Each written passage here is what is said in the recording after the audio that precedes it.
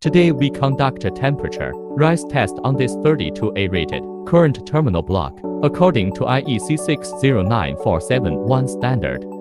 First, we connect the 5 products in series. Conductors are square millimeters with a length of 1 meter. The temperature sensing wire is then clamped into the product. Apply 32 amps current to the product after connection. Verify overcurrent between each conductor. We make a fine adjustment to the device current. 3 hours after the test, let's take a look at the temperature rise of the product through the rated current. Today's ambient temperature is 26 degrees Celsius.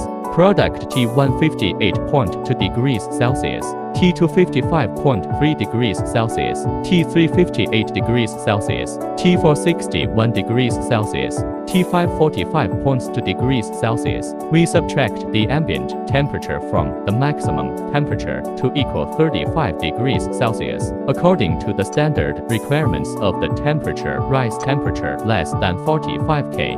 Our products are tested and qualified.